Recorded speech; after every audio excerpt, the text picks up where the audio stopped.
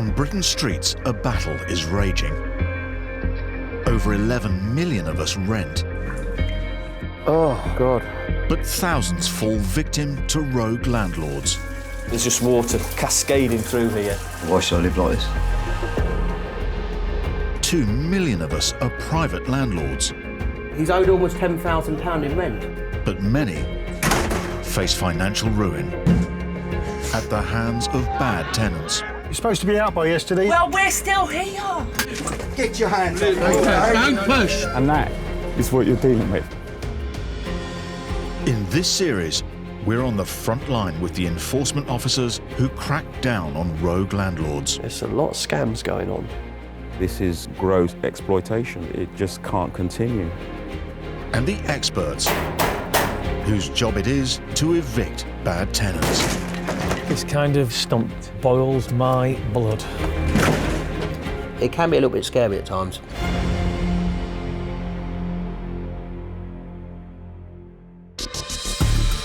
In this episode, Dear me. a bedsit fire exposes a rogue landlord. This is ridiculous. Someone could have died here. This is the one, yeah. An eviction lawyer makes a tough decision. You've caused my client so much grief. I have nowhere to go. And High Court sheriffs confront angry tenants. How to speak normal, yeah? You start laying your hands on me again, you'll be going out there a lot quicker, okay? There it is.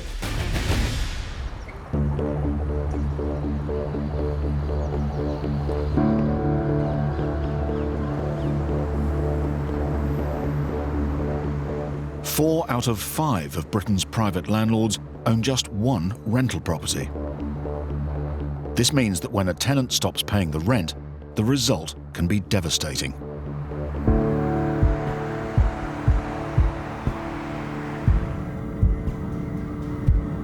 "32-year-old English teacher Mohammed Rahman is owed over £8,000 in rent and legal fees by his tenant. It's been almost 4 months since he last received rent for his 3-bed house, and he's in deep financial trouble. The rent started coming in late, and I had to keep on calling them, and they keep on coming up with excuses. And after about 9 months, my rent stopped. Financially, it's really hard for me and my wife, and it's painful in so many different ways.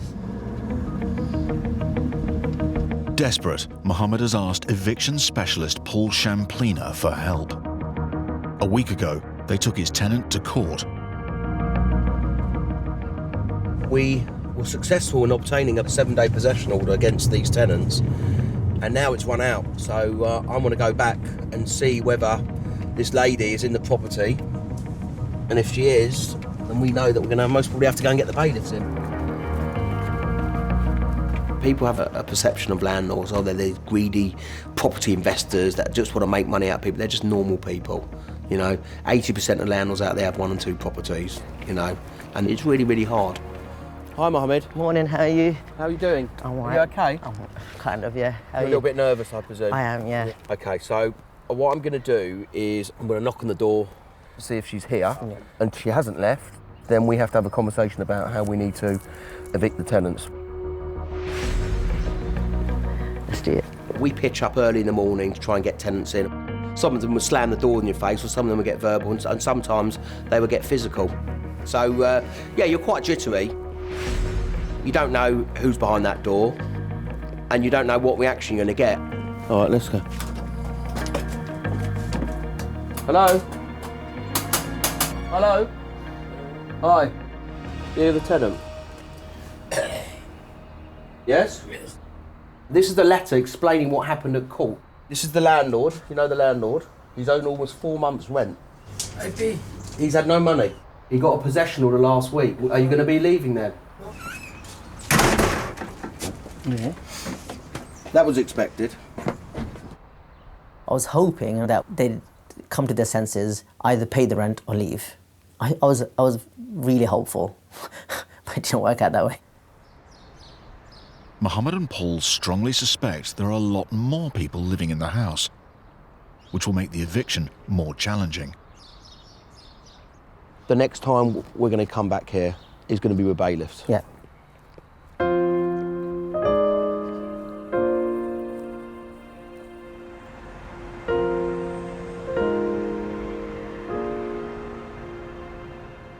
Mohammed is desperate for his tenant to leave, not only due to the unpaid rent, but also because he wants to move his own family into the 3-bed house.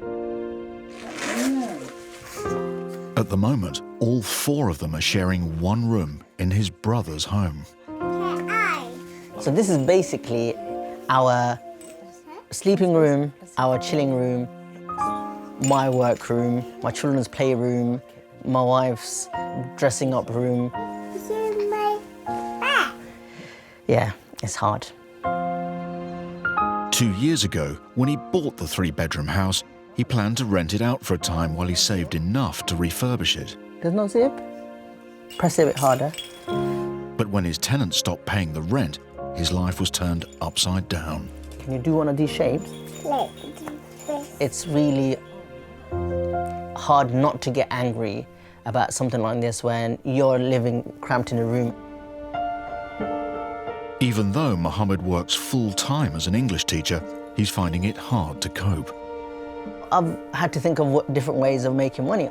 So I thought I'd do Uber, which is quite flexible, and I can do it after school or during my holidays. It is long hours. It doesn't pay well, but it pays. Mohammed can only hope the occupants move out without a fight. At this point, where everything is falling apart, I just want that property back so I can just start afresh.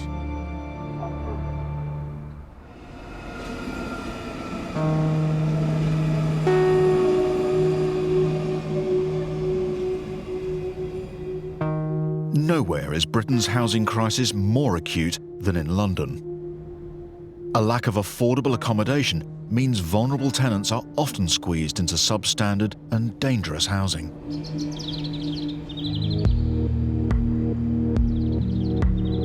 In northwest London, there's been a fire at an unlicensed HMO, a house in multiple occupation. Housing enforcement officers Joe Smith and Andrew Sedman are on their way to investigate.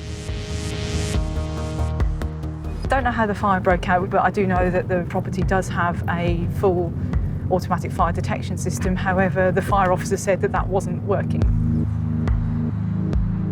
Meeting them at the 6-bedsit property is an officer from the London Fire Brigade, as well as Joe and Andrew's colleague, Ozzy Al-Bayrak. Hello. Hello then, Fire Council. Dear me. Get a nice picture of this. Definitely. According to the fire service report, the fire alarm failed to go off, but luckily only 2 of the 5 tenants were in at the time, and both managed to escape. This is ridiculous. Someone could have died here.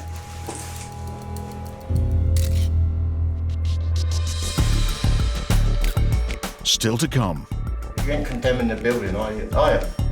Harrow Council takes emergency action at the fire-damaged property. We're effectively making people homeless, and it's something that we do not take lightly. You're leaving this morning, yes? And tensions boil over at Mohammed's house. You're coming, Sid, yes? You are leaving, so now you make a decision of how you want to leave.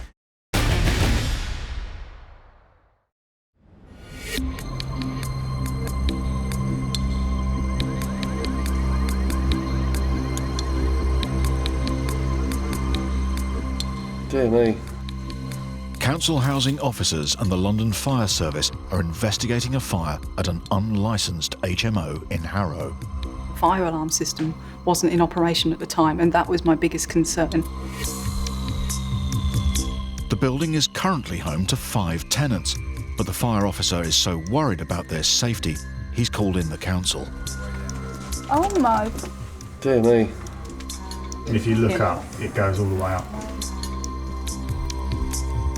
It was so lucky that the fire didn't spread, because this would have gone... Oh, they've gone right up. I mean, look at the state of this. It's ridiculous. It's just so upsetting.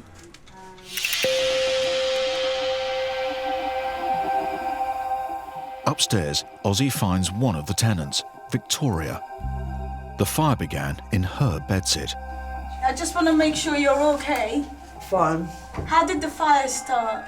Went to sleep, woke up, I don't know what woke me up, and the whole end of the bed was on fire. Oh my God, you must have been so frightened. All my stuff's burnt. These are the only clothes I've got on.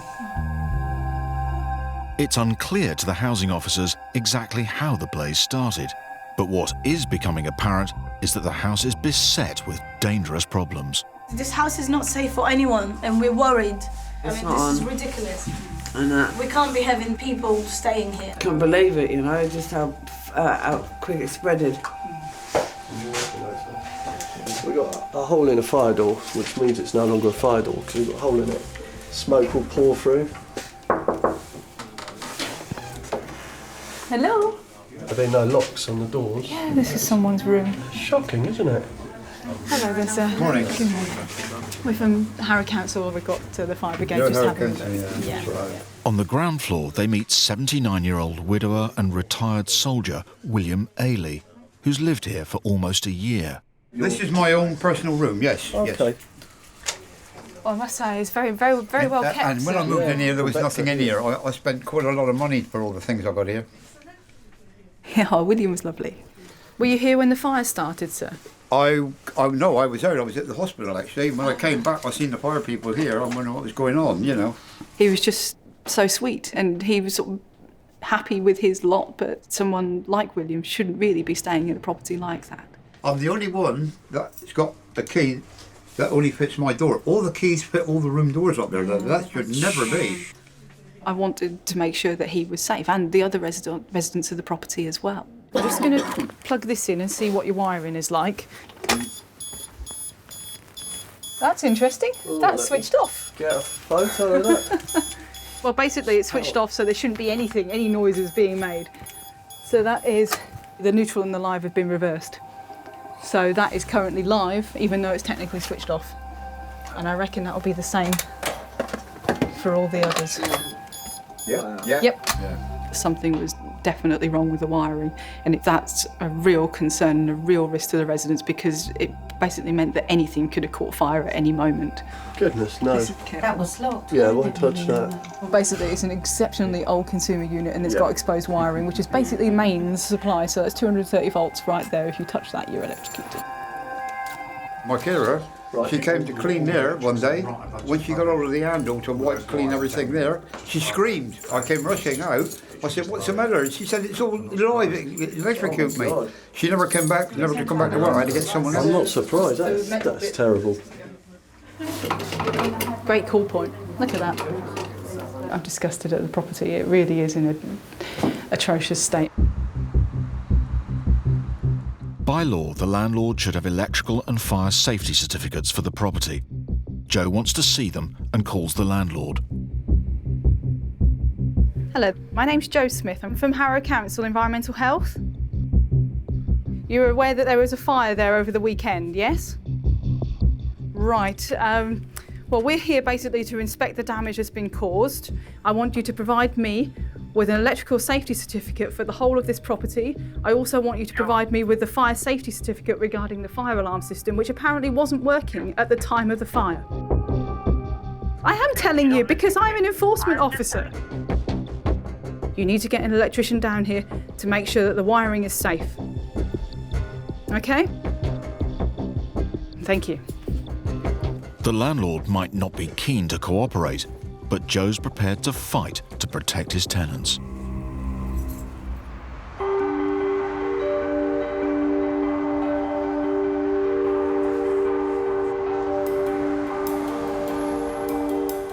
In 2012, squatting a residential property became a criminal offence, with a maximum sentence of 6 months in jail.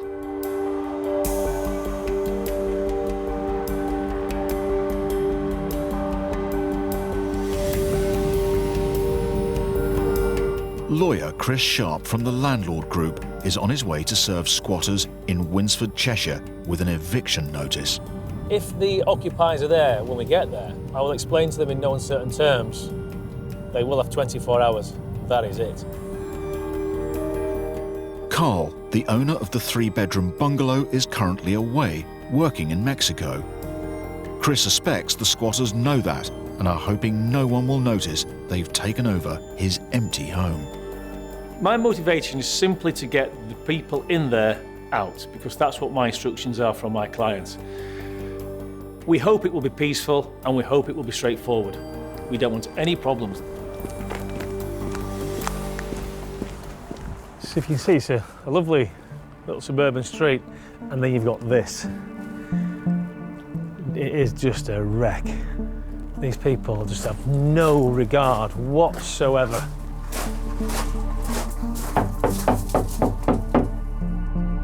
It's been broken into, you can see where it's been broken into.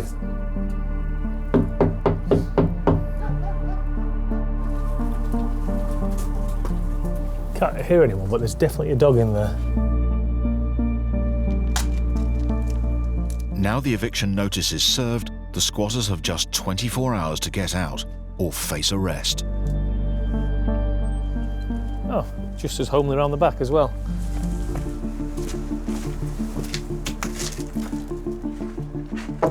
Oh, it's a beautiful dog. Look at that dog. When I turn up to a property to serve notice, if there's nobody there other than that lovely little dog, I'm quite relieved, because it just negates any potential for confrontation. I'm just going to give Carl a call now. Hello? Carl, I'm at your property. I've served the papers. There's nobody in. There is a dog here, but the place is a real mess, Carl. You know, you've got a lovely street here, and then you've got your house, which has been, it looks like they've just trashed it. It's just terrible. Round the back's the same as well. Oh, dear. Okay. How are you feeling? Well, I'm upset and I'm worried now. I mean, let's just wait and see what happens. Okay. Thanks, Carl. I'll speak to you soon. All right, thanks for your help, Chris. Here you've got Carl. He's 4,000 miles away, and they're pulling this stump behind his back. How frustrated must he be? I'm frustrated, and it's not my property. And whoever's doing it, they need dealing with.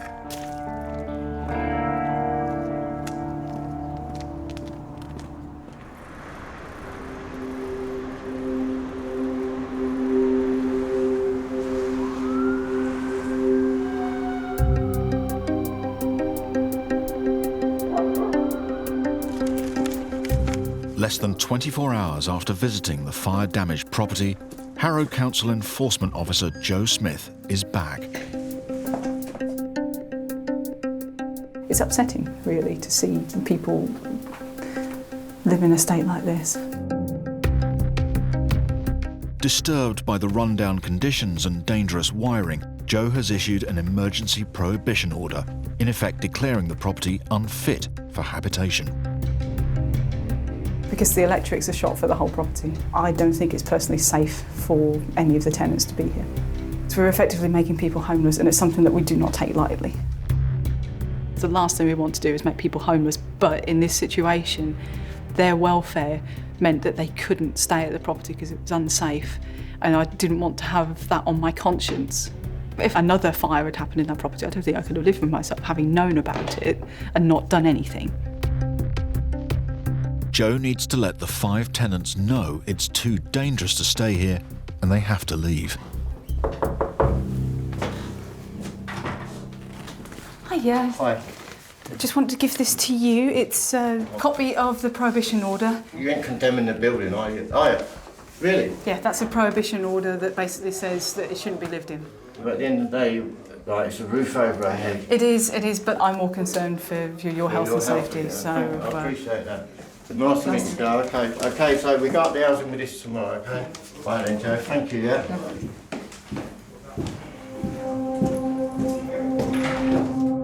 Downstairs, Joe has to explain to 79-year-old William that he's just lost his home.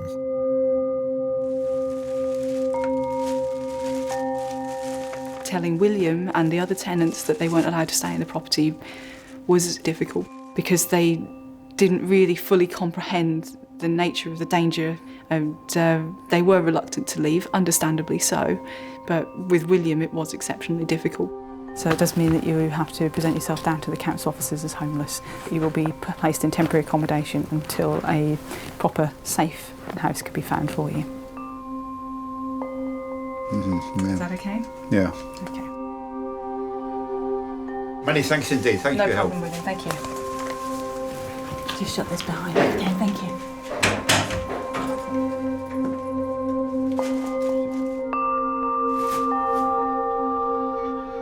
I have rheumatoid arthritis and I've had 2 hip replacements. I have to live in a place on ground level. I cannot use stairs. I'm not allowed to use staircases. And that's it. So finding places like that's not easy either. So we'll see what happens.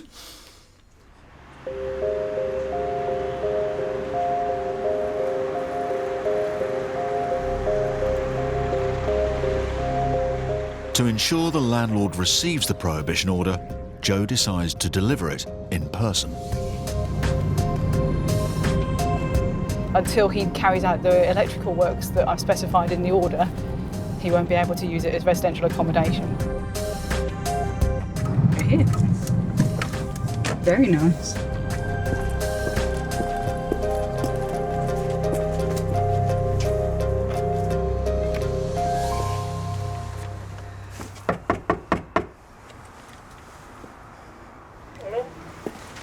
Hello there, can I speak to, please?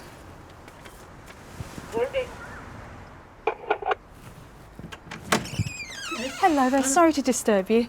My name's Jo Smith, I'm from Harrow Council.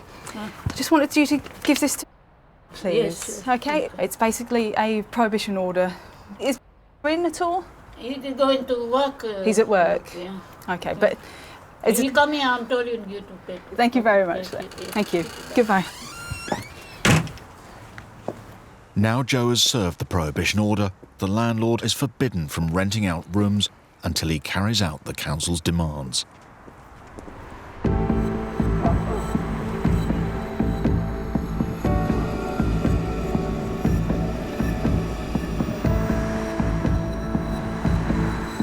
It's 6:30 a.m. and English teacher Mohammed Rahman is heading to his rental property. In less than an hour, High Court sheriffs are set to evict his tenant and anyone else living in his home. I've been looking forward to this day since like 4 months now. I just want it to be over and just done. I just want to get it over and done with. Even though the eviction order gave his tenant 7 days to leave, Mohammed's legal advisor, Paul Shamplina, is not feeling optimistic. You know, when there's months and months of court cases and there's letters and there's confrontation, tenants still don't understand that they're going to be evicted. They think that day's not going to come. So when we turn up and that happens, then emotions run really high. So I was really, really nervous driving to that eviction. Hi, Mohammed. Hey, morning, how are you? A miserable day in Ilford. It is. We're 15 minutes away. It may kick off. We're going to make sure that we manage that properly. And if it does and they refuse to leave, then we call the police. A few minutes before 7, High Court Sheriff Scott Hines turns up. Hello, Scott. Hi, mate. You all right? It's just over there. The lights are on. Someone's in there, Scott.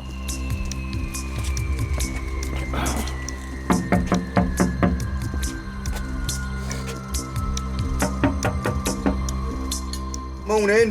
Do you want to open the door for me, please? Yeah. Hello. I'm an enforcement agent. This is High Court writ of possession. You're leaving this morning, yes? This tells me that you have to leave. Come in, please. Excuse me. Madam, you need to start packing for me, please. Who is doing? Mohammed is now owed over £8,000 in rent and legal fees, money he's having to make up by working 2 jobs, 7 days a week. This is High Court writ of possession. Yeah. No, you need leave. Don't come like this, yeah? Listen, don't start shouting. Don't come like this, yeah? Let me come in. Sorry. Speak, why are you coming? Don't start. Get out. Don't start doing that. Well, Start why are you threatening me. coming for You my don't scare children? me Why? whatsoever. You wanna fight? I want to speak normal, yeah? Hey, children, small. You're sharp. Don't come inside, yeah? Still to come, Mohammed's forced to call the police. You don't scare me. Now get your shoes on and leave. Housing enforcement officer Joe Smith confronts the landlord of the fire-damaged property. Your fire alarm system was switched on when the fire brigade came. No, it was off. No, it was on. On their fire report, it was on. It was off. And time's up for the squatters in Cheshire. Right, we're in.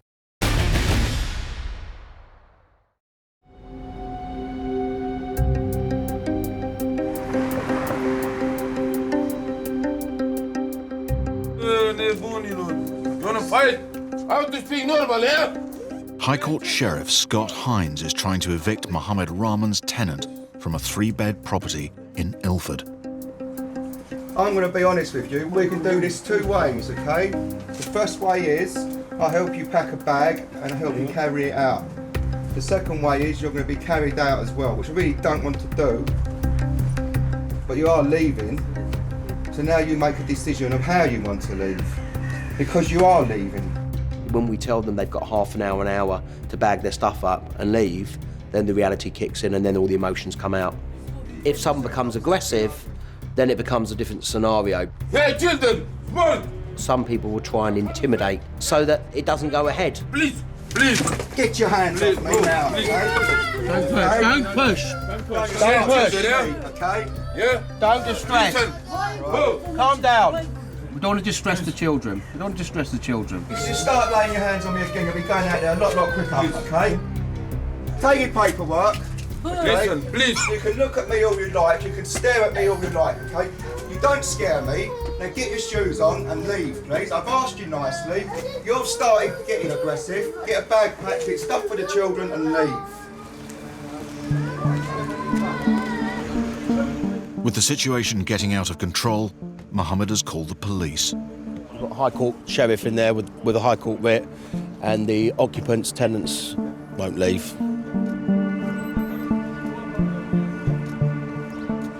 So you need to start packing up things you need today for your children, yeah, medicines, paperwork, like your ID papers, things like that. You need to take those and get those done. You've got, what, 45 minutes? Yeah, if you're happy with that. 3/4 of an hour to do that, but you've got no choice, you have to go. I just feel really sorry for the children that having to go through all this. It's just really distressing. When the kids were crying, I felt bad for them. I mean, who wouldn't? But I put the blame solely on the parents because the parents knew exactly what was going to happen. If they really cared about their children, then they would have made sure the children weren't there. Realising the game's up, events take a surprising turn. The man who was refusing to leave casually walks off with 2 of the children. When I saw that they didn't have any bags and it didn't look like they were actually moving, I was just so angry. They live somewhere else.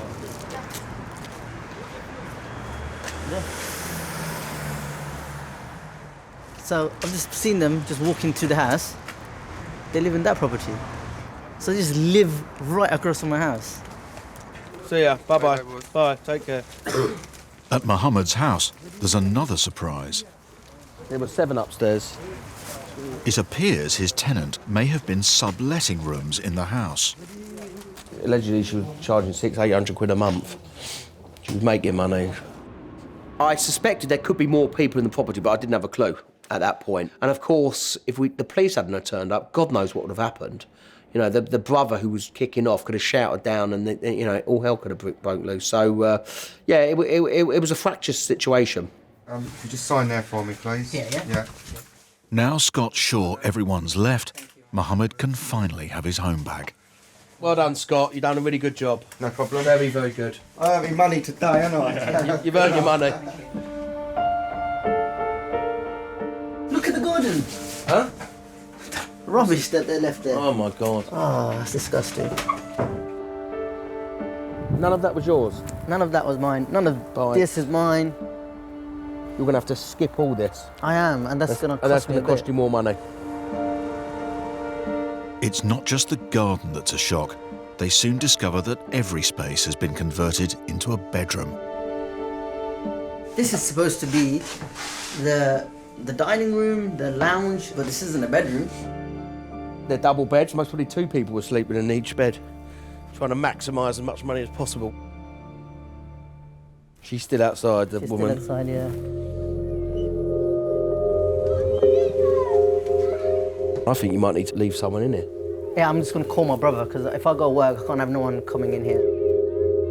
Who's to say they're not going to break back in? What do they want?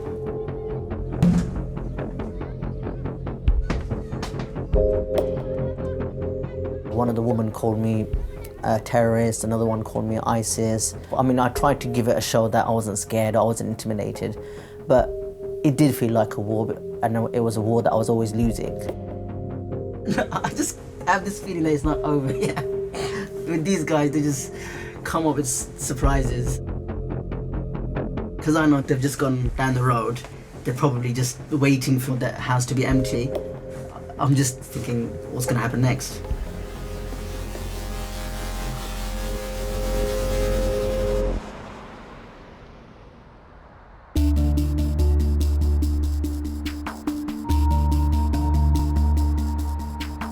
It's 2 days since Harrow Council Enforcement Officer Joe Smith served the landlord with a prohibition order. Now she's back at his fire-damaged property to meet him and lay down the law. Hello there. Joe Smith, Harrow Council, Environmental Health. Yeah. Hello there, you're the owner of this Yes, I am. lovely property. Until the faulty wiring and fire hazards are sorted, the landlord is forbidden to rent out rooms here. As you know, I've prohibited the use of this property until the wiring is of a standard that I'm happy with it. You want the electric certificate, right? Yes, because it is. If nobody's living here. If no one's living here, then It's pointless. well, no, because if you want to have people back in here, I need to know that it's safe. That's not the issue. Well, no, but That's not the issue. Innit? Once you close it down, yeah, then it's down to me to do whatever work is required. yes, and if you want the prohibition order lifted, you need to provide me with that certificate. Then there's no prohibition. It's dangerous, which is why I prohibited the use of it, because people have been electrocuted. It was actually showing us live whilst the socket was switched off, and that was what was concerning me. Good socket switched off. Well, they were all doing it. All of them? All of them. And then whoever installed your fire alarm system really did not know what they were doing, because it was switched on when the fire brigade came. No, it was off. No, it was on. On their fire report, it was on. It was off. Either way, this has happened and it needs to be resolved. We have to cut all emotion with things like this, because otherwise you never get anything done. All we wanted to do was make the property safe, make sure that the tenants were safe and bring it back into use. Get me an electrical safety certificate, get it all checked out, send me the report, and then we'll see where we go from there. Sure. Okay? Okay. The landlord must fulfil Joe's demands before he can rent out any of the bedsits.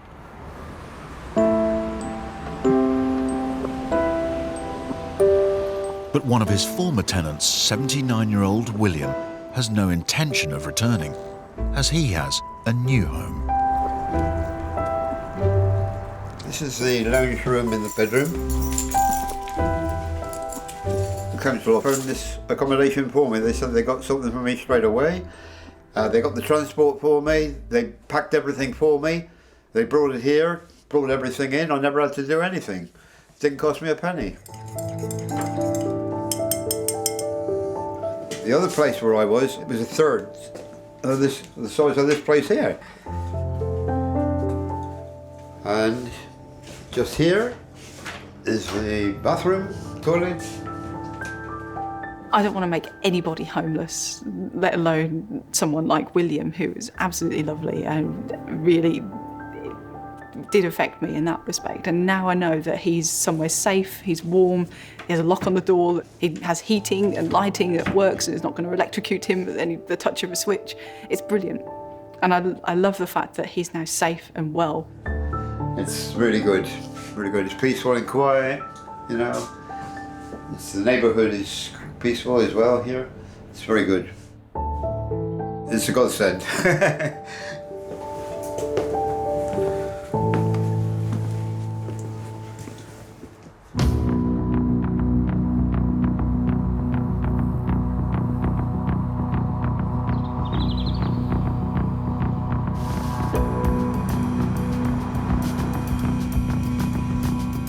Lawyer Chris Sharpe and Cheshire Police are on their way to evict squatters from a 3-bedroom bungalow in Cheshire. It's 4:15 in the morning over at Mexico where Carl is, and I know he's awake and I know he's very apprehensive about what's going to happen in the next 5-10 minutes. Earlier this week, Chris obtained a court order giving the squatters just 24 hours to get out. That deadline has now passed, and anyone still in the property is in danger of arrest. The very nature of a squatter's action is that you never quite know what you might meet or expect. You don't know if you're going to get friendly people or hostile people. So there's always a sense of anxiety. Well, somebody's been back because I've taken our last notifications off. Mooch on the back. This is the one, yeah.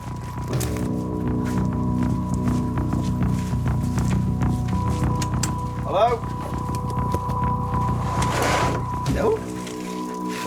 Don't let the dog out. Don't let the dog out. Right, we're in. Hello, please. Anybody in?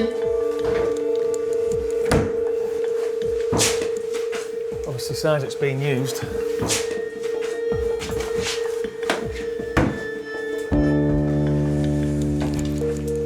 No one's home, but it's clear someone is still living here.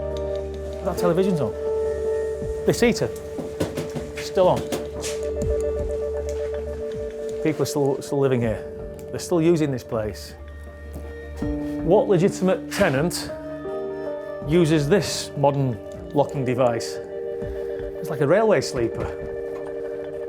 Chris will have to try and secure the property before the squatter or squatters return. But for now, the police's job here is done. Guys, I'm sure you've got better things to be doing. Thank you ever so much. No problem at all. Thank you for your help. Soon after the police leave, a woman appears at the back door. Hello. How are you? You know that if you'd been here about an hour ago, you'd have been arrested? Coming up, There's no happy ending. Chris is faced with a dilemma, It's a shocking situation. It really is. and Mohammed prepares to face up to his ex-tenants. Hopefully these guys are going to keep out of my way and my children's way and my wife's way.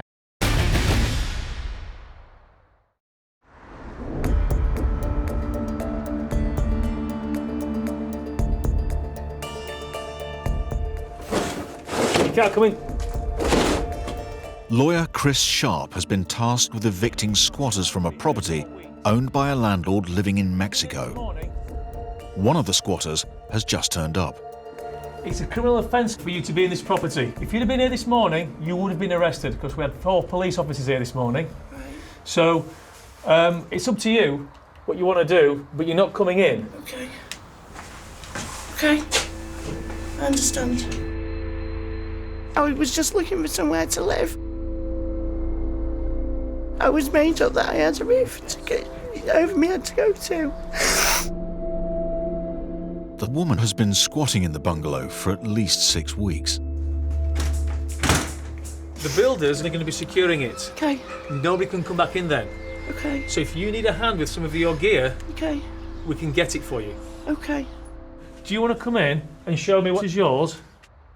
Everything in there is mine. Obviously, I'm not going to get a chance to get this stuff, am I?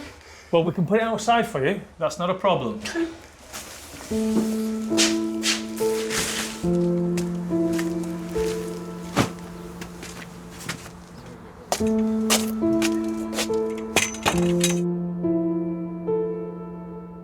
My children aren't living with me at the moment.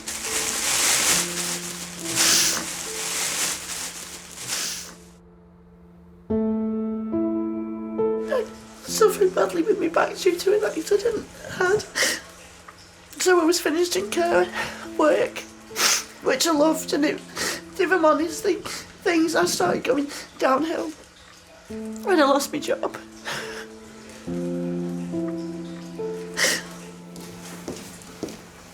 In the previous property I was in,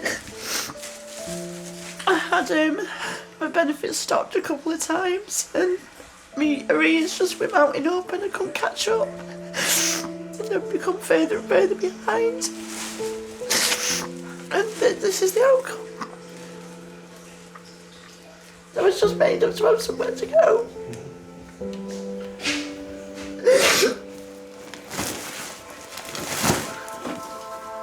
This is the real ugly side. Carl's 4,000 miles away, his house is getting ruined, and yet on the other side you've got here. She is in a terrible position as well.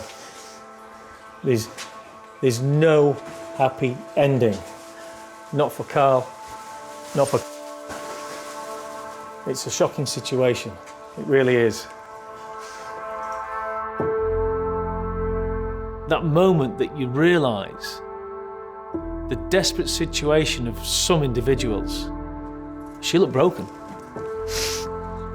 That is a very difficult part of my job. That's pretty much what I can take for now.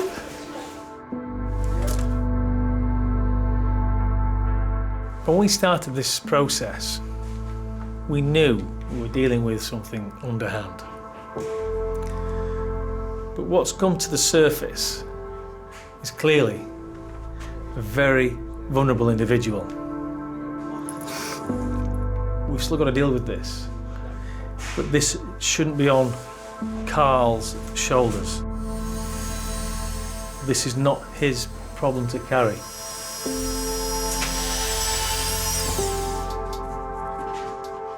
I guess I'll try and stay on a friend's sofa for now and go from there.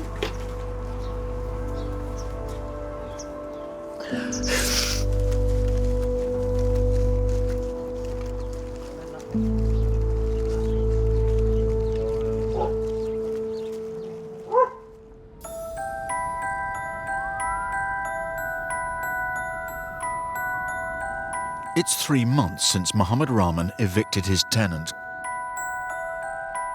And a lot has happened at the 3-bed house in Ilford. This is my house. My kingdom. My pride.